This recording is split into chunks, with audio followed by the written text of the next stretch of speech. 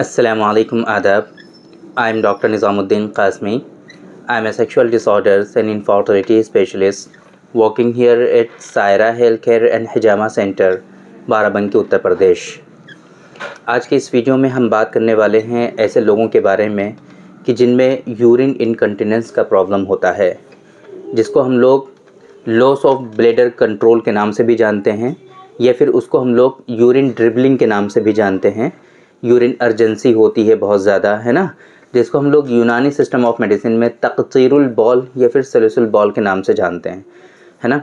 इसमें होता क्या है कि आपका जो यूरिन है, जो पेशाब है, वो इतनी तेज़ी के साथ लगता है कि आप उसको कंट्रोल नहीं कर पाते हो, उसको रोक नहीं पाते हो, और वो ड्रॉप बाय ड्रॉप कतरे, है ना, उसके जो यूरिन के जो पेशाब के जो कतरे होते हैं वो आपके खारिज हो जाते हैं। इससे पहले कि आप वॉशरूम तक पहुंच पाएँ और आप अपनी ज़िप को ओपन कर पाएँ, अपना पायजामा जो है उसको खोल पाएँ और यूरिन पास कर पाएँ, इससे पहले ही पेशाब के क़तरात जो होते हैं वो खारिज होने लगते हैं। ये कुछ मिलती जुलती सी परेशानियां होती हैं जिसको हम लोग यूरिन अर्जेंसी कहते हैं। अर्जेंसी का मतलब ही यही होता है कि आपके पास ज़्यादा वक्त नहीं होता है, जैसे ही आपको पेशाब लगेगा फ़ौरन ही भागना पड़ेगा, वरना वो पेशाब आपका ड्रॉप हो जाएगा। इसी को हम लोग यूरिन इनकंटिनेंस के नाम से जानते हैं, जो पेशाब आपका जो ड्रॉप बाय ड्रॉप निकलता है, या फिर इसी को हम लोग यूरिन ड्रिबलिंग कहते हैं, है ना। जिस loss of bladder control neurogenic problems की वजह से भी होता है। अभी हम आपको बताएंगे कि किन किन कारणों से होता है।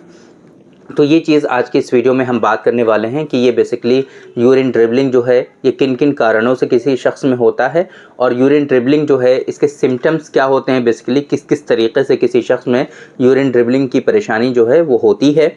और इसी तरीके से हम बात करेंगे कि यूरिन ड्रिबलिंग अगर है आपको तो आपको कब डॉक्टर साहब से मिलना चाहिए, और हम लास्ट में बहुत ही ख़ास नुस्खे इसके लिए बताने जा रहे हैं आप लोगों को। प्रिपेयर्ड मेडिसिन हैं बेसिकली, है ना। अभी तक जो हम आपको नुस्खे बताते हुए आए हैं वो आपको बनाने पड़ते हैं बेसिकली, है ना। आप मार्केट में जाते हो, उनके सिंगल इंग्रेडिएंट परचेज़ करते हो, फिर जो मेथड आपको बताया जाता है, जो तरीक़ा आपको बताया जाता है, उस तरीक़े पर उसको आप प्रिपेयर करते हो। तो कुछ लोग उसको तो बना सकते हैं, लेकिन ज़्यादातर लोग उसको बना नहीं सकते। तो इस वजह से आज के इस वीडियो में हम ऐसे नुस्खे अपने आपको बताएंगे कि जो ऑलरेडी आप यहाँ पर बने हुए रखे हुए हैं, आप उनका ऑर्डर प्लेस कर सकते हो, और बाकी सारी डिटेल हम आपको अभी बताने वाले हैं। तो देखिए, यूरिन ड्रिबलिंग के बारे में आपकी समझ में आ गया कि कैसी परेशानी होती है ये। यूरिन ड्रिबलिंग जो है बेसिकली, है ना, कई तरह से होता है लोगों के अंदर। एक तो जिसको हम लोग स्ट्रेस इनकंटिनेंस के नाम से जानते हैं। स्ट्रेस इनकंटिनेंस ये होता क्या है बेसिकली, जैसे कि आपने खांसा, मतलब कि आपके ब्लैडर पर जब भी ज़ोर पड़ेगा, स्ट्रेस पड़ेगा, तो उसके नतीजे में क्या होगा कि आपका जो यूरिन है वो ड्रॉप बाय ड्रॉप खारिज हो जाएगा, है ना। स्ट्रेस इनकंटिनेंस कहते हैं इसको हम लोग। कैसे होता है ये कि आपने बहुत तेज़ी से खांसा, है ना, खांसी आई आपको तो हो गया। आपने कोई भारी सामान उठा लिया तो हो गया। तो फिर इस वजह से भी आपके अंदर यूरिन ड्रिबलिंग इस तरीके से होता है, और इसको हम लोग क्या कहते हैं, स्ट्रेस इनकंटिनेंस के नाम से जानते हैं। दूसरा होता है जिसके हम लोग क्या कहते हैं, अर्ज इनकंटिनेंस के नाम से जानते हैं ना, या फिर अर्जेंसी कह लीजिए सिंपली। क्या होता है कि आपका जो ब्लैडर है वो कंट्रोल पूरा ना होने की वजह से, उसमें क्या हो, वीक हो जाने की वजह से बेसिकली वो क्या है कि पूरा का पूरा ब्लैडर आपका खाली नहीं हो पाता है। जब भी आप पेशाब करने जाते हो तो कुछ पेशाब का हिस्सा जो है वो खारिज हो जाता है, निकल जाता है, यूरिनेट के थ्रू आप उसको निकाल देते हैं, बट कुछ हिस्सा जो है आपका पेशाब का वो ब्लैडर में ही रह जाता है। फिर जब थोड़ा बहुत ही पेशाब होता है तो फिर से आपको जाना पड़ता है, तो फिर ये अर्ज हो जाता है ना, क्योंकि फ़ौरन जाना ही पड़ेगा, वरना नहीं जाएंगे तो फिर पेशाब जो है आपका वो वहीं पर निकल जाएगा, है ना। ओवरफ्लो इनकंटिनेंस होता है इसी तरीके से, है ना। ज़्यादा पेशाब हो जाता है तो फ़ौरन आपको जाना पड़ता है, ये इस तरीके से होता है ना। फंक्शनल इनकंटिनेंस भी होता है कुछ लोगों में, जैसे कि उनको आर्थराइटिस है, जॉइंट्स में बहुत ज़्यादा पेन है, उनके दर्द है, तो अब वो जाहिर सी बात है बहुत तेज़ नहीं जा सकते हैं। पेशाब लगी हुई है, धीरे धीरे जा रहे हैं, करा रहे हैं, दर्द हो रहा है, वॉशरूम में पहुँचे, ज़िप ओपन करने से पहले उनका पेशाब हो गया, तो फिर इसको जो है हम लोग फंक्शनल इनकंटिनेंस के नाम से जानते हैं। या फिर जो ये हमने आपको बताए हैं, है ना, जो सिम्टम्स हमने बताए हैं, अगर इनमें से एक या दो एक साथ पाए जाएं अगर, तो फिर ऐसी कंडीशन में हम लोग इसको मिक्स्ड इनकंटिनेंस के नाम से भी जाना करते हैं। तो देखिए ये ब्लैडर लॉस होता है, ब्लैडर वीक हो जाता है आप लोगों का, न्यूरोजेनिक ब्लैडर हो जाता है, बहुत सारे इश्यूज होते हैं, कोई सर्जरी हुई है आपकी उसकी वजह से इस तरह की परेशानियां हो सकती हैं। आमतौर पे आपके जो पेल्विक फ्लोर मसल्स होते हैं, इसके साथ साथ में ब्लैडर के जो मसल्स होते हैं वो बहुत ज़्यादा वीक और कमज़ोर हो जाते हैं, जो कि हमारे यहाँ यूनानी सिस्टम ऑफ मेडिसिन में इनको आसाबी कमज़ोरी के नाम से जाना जाता है। तो आसाबी कमज़ोरी को रिजॉल्व करने के लिए देखिए जब भी आपको इस तरह की कोई परेशानी हो, फर्स्ट ऑफ ऑल आपको कभी कभी अगर ऐसा हो जाता है तो फिर डजंट मैटर, कोई इतना बड़ा इशू नहीं होता है ये। बट अगर आप का जो है डेली रूटीन वर्क जो है वो डिस्टर्ब होने लगे, आपका जो लाइफ स्टाइल है, आपकी लाइफ पर नेगेटिव इम्पैक्ट इसकी वजह से आने लगे, अगर आप ये सोचने लगें कि हम 2 किलोमीटर का सफ़र तय करने जा रहे हैं और पता नहीं मेरे साथ क्या होगा, अगर ऐसी सिचुएशन आपके साथ हो रही है, तब ऐसी सूरत में आपको वेल क्वालिफाइड डॉक्टर्स आपके नियरेस्ट जो भी हैं उनसे आपको मशवरा करना चाहिए और आपको पूछना चाहिए कि हमारे साथ इस तरह की परेशानी हो रही है तो मेडिकल साइंस में अवेलेबल ऑप्शंस इसके लिए क्या हैं, ट्रीटमेंट के ऑप्शंस क्या हैं, मेडिसिन हमारे लिए कौन कौन से अवेलेबल हैं और हमें क्या करना चाहिए, बेहतर ऑप्शंस हमारे लिए क्या हैं। तो ये सारी चीज़ें आपको डॉक्टर साहब से डिस्कस करना चाहिए, है ना। एक बात तो हो गई है। दूसरी बात, हमारे यहाँ यूनानी सिस्टम ऑफ मेडिसिन में जैसे कि मैंने आप लोगों को बताया कि ये आसाबी कमज़ोरी के तहत ये चीज़ आती है और हमारे यहाँ अल्हम्दुलिल्लाह आसाबी कमज़ोरी को रिजॉल्व करने के लिए बहुत ही स्पेसिफिक नुस्खे अवेलेबल हैं, क्लासिकल ड्रग भी अवेलेबल हैं, बट हमारे कुछ कोशिशों के नतीजे में कुछ नुस्खे इसके लिए प्रिपेयर हुए हैं जो इन सारी कंडीशन में बहुत ज़्यादा फ़ायदा लोगों को पहुँचाते हैं। इसमें एक है डॉक्टर कासमीज़ नुस्खा नंबर 108 108 नंबर।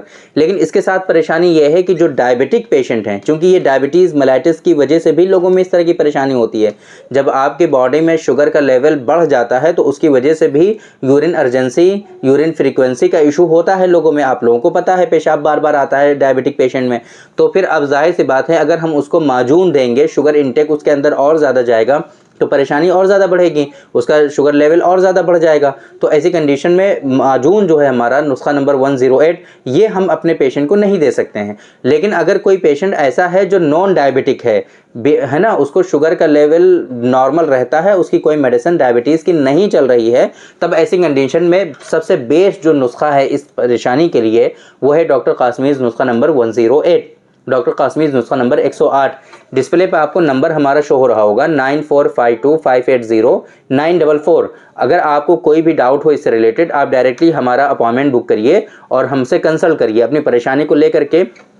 ज़रूरी नहीं है कि सिर्फ आपके लिए यही मेडिसिन हो, इसके अलावा बहुत सारी दवाएं, बहुत सारा ट्रीटमेंट का ऑप्शंस आपके लिए अवेलेबल है। आप प्रॉपर वे में कंसल्ट करिए तब मेडिसिन लीजिए। आप जो मेडिसिन हम आपको रिकमेंड करेंगे आप वो लीजिए, वो ज़्यादा बेहतर रहेगा। बट अगर आप ये चाहते हैं कि हम ये मेडिसिन खा लें, हमको आराम हो जाए, तो आपको आराम इंशाल्लाह ज़रूर हो जाएगा। अगर आप नॉन डायबिटिक हैं तो ये जो नुस्खा हमने आपको बताया है डॉक्टर कासमीज़ नुस्खा नंबर 108, ये आपको इस्तेमाल करना है। सुबह शाम इसकी जो डोज होती है वो 10-10 ग्राम होती है, खाने के बाद इस्तेमाल करना होता है। खाने से पहले भी आप इसको इस्तेमाल कर सकते हैं। इस मेडिसिन की खूबी यह है कि खाने से पहले भी इस्तेमाल कर सकते हैं, खाने के बाद भी इस्तेमाल कर सकते हैं, पानी के साथ भी इस्तेमाल कर सकते हैं, दूध के साथ भी इस्तेमाल कर सकते हैं। जैसे आपके लिए ईजी हो उस तरीके से आप इसको इस्तेमाल कर सकते हैं। ये एक बॉक्स जो होता है वो 300 ग्राम का होता है। डॉक्टर कासमीज़ नुस्खा नंबर 108 300 ग्राम का एक बॉक्स होता है और इसके अंदर 15 डेज़ की डोज होती है, यानी कि 300 ग्राम डोज जो होता है वो 15 डेज़ आपका चलता है। तो आपको 1 महीने की डोज अगर लेनी है तो वो आपको 2 बॉक्स परचेज़ करने होंगे और इसकी जो कीमत होती है वो भी हम आपको एक आइडिया दे देते हैं। 490 रुपये का एक बॉक्स होता है ये डॉक्टर कासमीज़ नुस्खा नंबर 108। तो इस परेशानी के लिए बहुत ज़्यादा फ़ायदेमंद होता है जिन लोगों में पेल्विक फ्लोर मसल्स वीक होते हैं, जिनको आसाबी कमज़ोरी होती है। सेक्सुअल डिसऑर्डर्स में जो है प्री मैच्योर इजैकुलेशन का जो इशू होता है बहुत सारे पेशेंट में, वो पेल्विक फ्लोर मसल्स के वीक होने की वजह से होता है। तो फिर उनको भी ये माजून जो है हमारा बहुत ज़्यादा फ़ायदा पहुँचाता है। आमतौर पर ये जो इस तरह के पेशेंट होते हैं जिनमें मास्टरबेशन की हिस्ट्री बहुत ज़्यादा होती है, एक्सेसिव नॉक्टर्नल एमिशंस की शिकायत होती है, एक्सेसिव इंटरकोर्स की शिकायत होती है, तो ऐसे लोगों में 108 बहुत ज़्यादा फ़ायदा पहुंचाता है। एक बात तो हो गई ये कि अगर आप नॉन डायबिटिक हैं। अब बात करते हैं कि अगर आप हैं डायबिटिक, आपका है शुगर लेवल बढ़ा हुआ, आपका शुगर लेवल आपके लिए शुगर के लिए चल रही मेडिसिन, मेटफॉर्मिन चल रही है, ग्लिम्प्राइड चल रही है, इस तरह की मेडिसिन आप पर आप जो है डिपेंड हैं, अगर नहीं लेते हैं तो शुगर लेवल आपका बढ़ जाता है, तब क्या करना चाहिए आपको? ऐसी सिचुएशन में हमारा नुस्खा है डॉक्टर कासमी नुस्खा नंबर 105, 105 नंबर, ये है टैबलेट्स की फॉर्म में, गोलियों की फॉर्म में है। आप इसका इस्तेमाल कर सकते हैं इस परेशानी से बचने के लिए, है ना। तो फिर ये ज़्यादा फ़ायदेमंद रहेगा। और साथ में हमारा जो है ये जो विंटॉक्स कैप्सूल हैं, ये भी आपको इस्तेमाल करने चाहिए ताकि जो परेशानियां हैं वो प्रॉपर वे में आपकी रिजॉल्व हो जाएं। तो फिर आप ये इस्तेमाल कर सकते हैं। वैसे तो सडन जो इसका यूज़ होता है वो 2-2 टैबलेट्स आपको सुबह शाम इस्तेमाल करनी चाहिए, लेकिन एक एक टैबलेट भी इस्तेमाल कर सकते हैं। फ़िलहाल ये जो डॉक्टर कासमी नुस्खा नंबर 105 है, ये गोलियों की फॉर्म में होता है और एक शीशे में इसकी 30 गोलियाँ आती हैं। तो 30 गोलियाँ अगर आप जो है एक सुबह एक शाम इस्तेमाल करेंगे तो 15 दिन चलने वाला है ना। एक शीशी जो है वो 15 दिन चलेगी, और अगर 2 सुबह 2 शाम इस्तेमाल करेंगे तो तकरीबन 1 हफ्ता ही चलेगा ये। तो ये इस तरीके से इसकी डोजेज़ होती हैं। अगर आपको 2-2 सुबह शाम इस्तेमाल करनी है, परेशानी ज़्यादा है, तो आपको 4 बॉक्स इसके चाहिए होंगे 105 के, और अगर एक सुबह एक शाम इस्तेमाल करनी है तो आप 2 बॉक्स भी इसका मंगा सकते हैं। एक सुबह एक शाम इस्तेमाल, इसकी भी जो MRP होती है वही 490 रुपये होती है। तो फिर ये आपकी समझ में आ गया होपफुली। हमने आप लोगों को बताने की कोशिश की आज की इस वीडियो में कि urine dribbling, urine urgency, urine frequency, है ना, अर्ज, इनकंटिनेंस, ये सारी चीज़ें क्या होती हैं और कितनी तरीक़े का इनकंटिनेंस होता है वो हमने आपको बताने की कोशिश की। कब आपको डॉक्टर साहब से मिलना चाहिए ये हमने डिस्कस किया, और साथ में हमने कुछ अपने स्पेसिफिक नुस्खे, 2 नुस्खे हमने आपको बताए हैं कि आपको वो किन किन सूरतों में इस्तेमाल करने चाहिए। लेकिन बेहतर तरीक़ा भी हमने आपको बता दिया है कि अगर आपको इस तरह की कोई परेशानी है, देखिए यूरिन से रिलेटेड बहुत सारे पेशेंट अल्हम्दुलिल्लाह हमारे यहाँ क्योर हुए हैं। ऐसे पेशेंट जो कैथेटर पर थे, मॉडर्न साइंस में उनको ये बताया गया था कि आपका ज़िंदगी भर ये कैथेटर कभी निकलेगा नहीं, आपको हमेशा कैथेटर पर ही रहना पड़ेगा। क्यों? क्योंकि उनका ब्लैडर काफ़ी ज़्यादा वीक हो गया था। उनका ब्लैडर जो है वो प्रेशर नहीं क्रिएट कर पा रहा था, है ना, यूरिन को खारिज करने के लिए प्रेशर नहीं बन पा रहा था। तो इस वजह से उनको जो है क्या लगाना पड़ा था, कैथेटर, कैथेटर पर ही थे वो। तो उन्होंने कोई हमारी वीडियो देखी होगी, बहुत सारे पेशेंट ऐसे हैं जो हमारी वीडियोस देख करके हमारे पास विज़िट करते हैं और हमारे पास आते हैं। तो वो हमारे पास आए थे काफ़ी दूर से, अल्हम्दुलिल्लाह विदिन 15 डेज़ उनका जो है कैथेटर रिमूव हो गया था, उनको यूरिन खुद ब खुद होने लगा था। तो आज तक अल्हम्दुलिल्लाह उनको कैथेटर नहीं लगा है, लेकिन वो पहले क्या करते थे, उनको हमेशा कैथेटर ही लगा रहता था। तो फिर ये आसाबी कमज़ोरी, हमारे यहाँ हमने कई मरतबा आप लोगों को बताया हुआ है कि हमारे एक टीचर थे, वो कहा करते थे कि इन दवाओं में, हमारी इन यूनानी की दवाओं में जादू हुआ करता है, जादू। उस वक्त ये बातें समझ में नहीं आया करती थी, उस वक्त लगता था कि बस ये तो हकीम साहब ऐसे ही कह रहे हैं। लेकिन जब हम प्रैक्टिस स्टार्ट करते हैं यूनानी सिस्टम ऑफ मेडिसिन में, जब पेशेंट को इस तरीके से ठीक होता हुआ देखते हैं, जिनको मॉडर्न साइंस में लाइलाज बताया जाता है, कितनी लाइलाज बीमारियां हम यहाँ पर अल्हम्दुलिल्लाह यूनानी सिस्टम ऑफ मेडिसिन से उनको ठीक कर रहे हैं। अल्लाह का करम है बहुत ज़्यादा। तो देखिए अभी कल हमने एक पेशेंट के बारे में आप लोगों को बताया था, 2 साल से उनको इनफर्टिलिटी थी, अल्हम्दुलिल्लाह कंसीव हो गया। ऐसी ऐसी परेशानियाँ जिनका कोई ट्रीटमेंट अवेलेबल नहीं है, वेरिकोसील, है ना, एजोस्पर्मिया, मैचुरेशन अरेस्ट, है ना, स्पर्मेटोसील, इन सब चीज़ों का कोई इलाज नहीं है। PCOD, फीमेल में PCOD कोई इलाज नहीं है, सिस्ट कभी ठीक ही नहीं होती मॉडर्न साइंस में। ये सारी चीज़ें अल्हम्दुलिल्लाह यूनानी सिस्टम ऑफ मेडिसिन में ठीक हो जाती हैं। तो कहीं ना कहीं ये जो सारे के सारे इफ़ेक्ट हैं ये एक जादू की तरह काम करते हैं। ये मेडिसिन पर और भरोसा डेवलप होता है, एक प्रैक्टिशनर को भी काफ़ी ज़्यादा भरोसा आता है, तभी तो वो पेशेंट को बता पाता है ना। तो इस वजह से अगर आपको इस तरह की कोई परेशानी है तो थोड़ा सब्र करिए और सही से इलाज करिए, समझने की कोशिश करिए कि किस तरीके से इसका इलाज होता है। अगर अल्लाह ने चाहा तो आपकी परेशानी हमेशा के लिए रिजॉल्व हो सकती है, आप हमेशा के लिए ठीक हो सकते हैं। मेडिसिन पर कभी भी आप डिपेंड नहीं रह सकते, है ना। कब तक आप मेडिसिन खाएंगे, ज़िंदगी भर तो मेडिसिन नहीं खा सकते ना। जैसे मॉडर्न साइंस में होता है, टडालाफिल दे दिया, आप 6 महीने तक खाइए टडालाफिल। अरे भाई 6 महीने तक खा तो लेंगे आप, 3-4 महीनों के बाद ही उससे काम होना ही बंद हो जाता है। तो फिर आगे क्या करेंगे आप, फिर कौन सी मेडिसिन लाएंगे? फिलहाल अब हमारी तो लिमिटेशन है ना, टडालाफिल है, अवानाफिल है, सिल्डेनाफिल है, इसी तरह की मेडिसिन हैं जो अभी तक हमारे पास अवेलेबल हैं। जब ये मेडिसिन का हमारी बॉडी में रेजिस्टेंस डेवलप हो जाएगा तब उस सूरत में आप क्या करेंगे, उसके लिए आप कौन सी मेडिसिन लेकर आएंगे। लेकिन कोई ऑप्शन नहीं है, पेशेंट की ज़िंदगियों के साथ खिलवाड़ हो रहा है, टडालाफिल खूब प्रिस्क्राइब की जा रही है, पेशेंट जो है बर्बाद हो रहे हैं। बाद में फिर जो है इधर हमारे पास आते हैं या किसी दूसरे डॉक्टर के पास जाते हैं, जब उनको कुछ भी उनके अंदर कुछ भी नहीं बचता है तब आते हैं, और फिर वो परेशान भी होते हैं बेसिकली ना। उनको थोड़ा सा सब्र के साथ इलाज करना चाहिए, धीरे धीरे करके फिर से आपकी बॉडी में जो वीकनेसेस होती हैं वो सारी की सारी रिजॉल्व होती हैं, तो ऑटोमेटिकली आपके अंदर फिर से क़ुव्वत आती है और आपके अंदर जो इस तरह की परेशानियां होती हैं वो सारी की सारी रिजॉल्व हो जाती हैं। एक नहीं हज़ारों पेशेंट ऐसे हैं अल्हम्दुलिल्लाह जिनको इस तरह की परेशानियां थीं और अल्हम्दुलिल्लाह वो सब बिल्कुल क्योर हो चुके हैं, उनको ठीक हो चुके हैं, बिल्कुल नॉर्मल लाइफ अपनी गुजार रहे हैं।